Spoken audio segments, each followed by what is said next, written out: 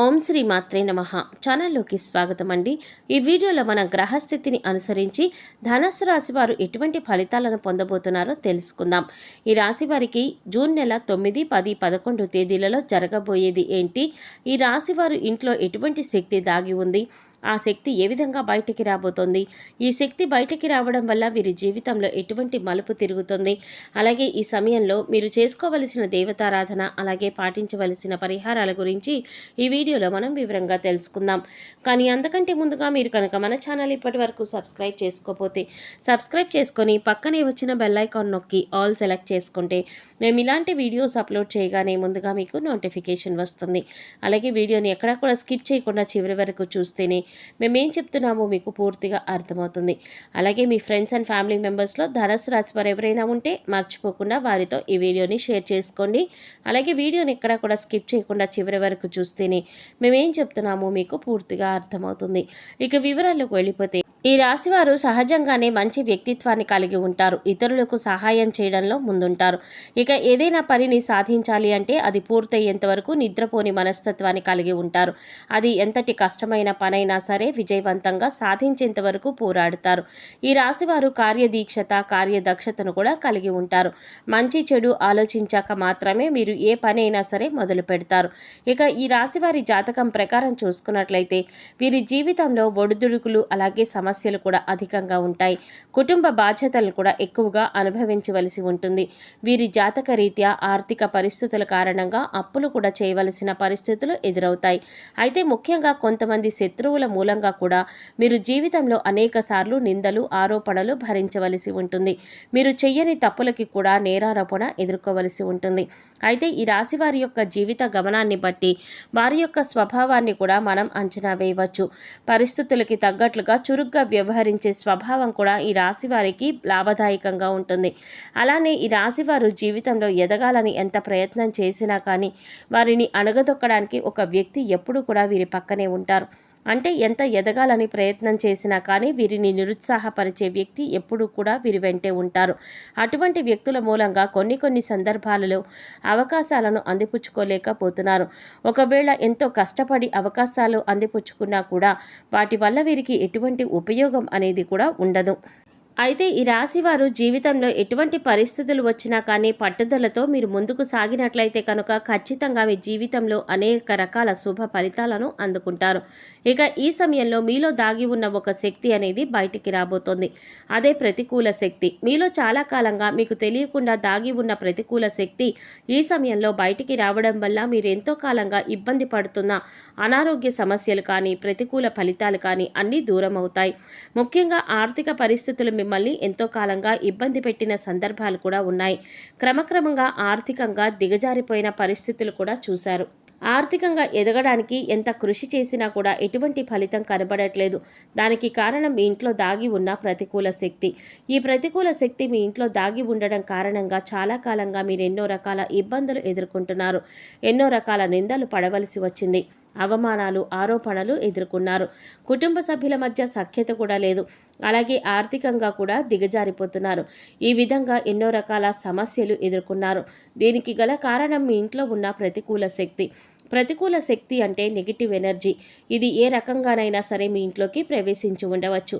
అంటే నరదృష్టి ఉన్నా కూడా ప్రతికూల శక్తి మీ ఇంట్లోకి ప్రవేశిస్తుంది. లేదా మీరు బయటకు వెళ్ళి ఇంట్లోకి వచ్చేటప్పుడు మీతో కూడా ప్రవేశించి ఉండవచ్చు. అయితే ఇటువంటి శక్తి నెగిటివ్ ఎనర్జీ మీ ఇంట్లో ఉండడం కారణంగా మీరు అనేక రకాలుగా సమస్యలు ఎదుర్కొంటున్నారు. అయితే ముఖ్యంగా ఇన్ని సమస్యలకి కారణం తెలుసుకుంటేనే మీ సమస్యలకి పరిష్కారం దొరుకుతుంది. దీనికి ఒకే ఒక్క కారణం మీ ఇంట్లో ఉన్న నెగిటివ్ ఎనర్జీ. అయితే ఈ సమయంలో మీ ఇంట్లో ఉన్న నకారాత్మక శక్తి ఏదైతే ఉందో అది బయటకు రాబోతోంది. ఇక ఎప్పుడైతే ఈ నకారాత్మక శక్తి బయటకు వస్తుందో అప్పటి నుంచి మీకున్న దురదృష్టం అంతా కూడా తొలగిపోతుంది.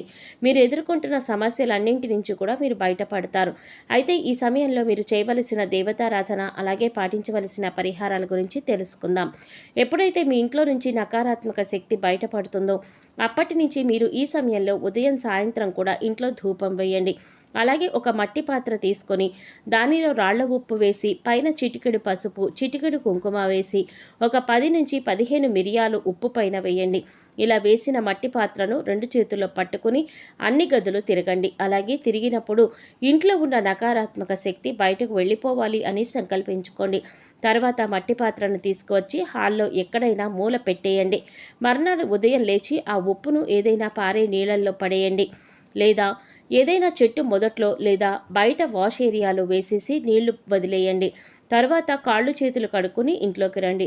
తర్వాత చక్కగా స్నానం చేసి దేవుడి దగ్గర దీపారాధన చేసి ఇంట్లో ధూపం వేయండి. ఇక ఎప్పుడైతే ఈ విధమైన పరిహారం చేస్తారో అప్పుడు ఇంట్లో ఉండే నకారాత్మక శక్తి అంతా కూడా బయటకు వెళ్ళిపోయి ఇంట్లోకి సకారాత్మక శక్తి అంటే దైవశక్తి ప్రవేశిస్తుంది. లక్ష్మీదేవి ప్రసన్నమై మీకు పడినటువంటి కష్టాలన్నీ కూడా దూరం చేసుకోవచ్చు. సకల శుభాలు చేకూరుతాయి. ఆర్థిక పురోగతి సాధిస్తారు. గతంలో మీరేవైతే సమస్యలతో ఇబ్బంది పడ్డారో అటువంటి సమస్యలన్నీ కూడా చక్కగా పరిష్కారం దొరుకుతాయి. సమస్యలు కష్టాలు అన్నీ కూడా ఒక్కొక్కటిగా తీరిపోతాయి. గతంలో మీరు కోల్పోయిన ధనము అవకాశాలు అన్నీ కూడా తిరిగి పొందుతారు. ఆర్థిక పురోగతిని చూస్తారు. అలాగే ప్రతి శుక్రవారం లక్ష్మీదేవి ఆరాధన చేయండి. విశేషంగా కనకధార స్తోత్రాన్ని పఠించండి. శుక్రవారం లలితా సహస్రనామాలు చదువుకోండి. ఇలా చేయటం వల్ల మీ ఇంట్లో పాజిటివ్ ఎనర్జీ కనిపిస్తుంది. మీరు చేసే ప్రతి పనిలో కూడా విజయవంతంగా పూర్తి చేస్తారు. తద్వారా ఆర్థిక పురోగతిని కూడా సాధిస్తారు. అలాగే ఎప్పుడైతే ఈ యొక్క శక్తి బయటికి వెళ్ళిపోతుందో అప్పుడు మీరు పెట్టిన పెట్టుబడికి రెట్టింపు లాభాలు అనేవి పొందుతారు. దీనివల్ల ఆర్థిక పురోగతి కూడా సాధిస్తారు. అలాగే ఉద్యోగానికి సంబంధించి మీకున్న ప్రతి సమస్యకి కూడా సమాధానం కూడా దొరుకుతుంది. అనారోగ్య సమస్యల నుంచి బయటపడతారు. ఎప్పుడైతే నకారాత్మక శక్తి బయటికి వెళ్ళిపోతుందో ఎంతో కాలంగా ఇబ్బంది పడుతున్నటువంటి అనారోగ్య సమస్యలన్నీ కూడా తగ్గుతాయి. ఇకపై మీరు ఏ పని చేస్తున్నా కూడా ఇష్టదైవ నామస్మరణ చేస్తూ ఉండడం వల్ల మీకు దైవ బలం కూడా మీకు పెరుగుతుంది.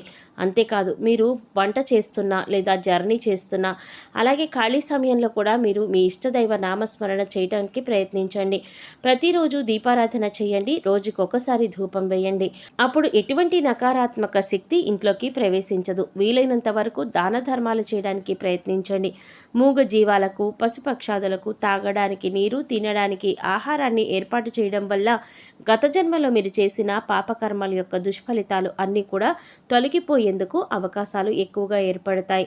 సో చూశారు కదండి, జూన్ నెల 9, 10, 11 తేదీలలో ధనుసు రాశి వారి జాతక రీత్యా ఎటువంటి ఫలితాలు పొందుకోబోతున్నారు, అలాగే వీరి జీవితంలో ఏ శక్తి దాగి ఉంది, ఆ శక్తి ఏ విధంగా బయటికి వస్తుంది, ఇలా బయటికి రావడం వల్ల మీ జీవితంలో ఎటువంటి మలుపు తిరగబోతుంది, అలాగే ఈ సమయంలో మీరు ఎటువంటి పరిహారం చేసుకోవడం వల్ల జీవితంలో ఉన్నతిని సాధిస్తారు అనే పూర్తి వివరాలన్నీ కూడా ఈ వీడియోలో మనం తెలుసుకున్నాం కదా.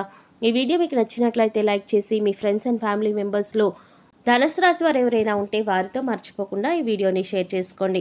అలాగే ఇప్పటి వరకు మన ఛానల్ కనుక సబ్స్క్రైబ్ చేసుకోకపోతే సబ్స్క్రైబ్ చేసుకొని పక్కనే వచ్చిన బెల్ ఐకాన్ నొక్కి ఆల్ సెలెక్ట్ చేసుకుంటే మేము ఇలాంటి వీడియోస్ అప్లోడ్ చేయగానే ముందుగా మీకు నోటిఫికేషన్ వస్తుంది. మరో చక్కటి వీడియోతో మళ్ళీ కలుద్దామండి. ఓం శ్రీమాత్రే నమః.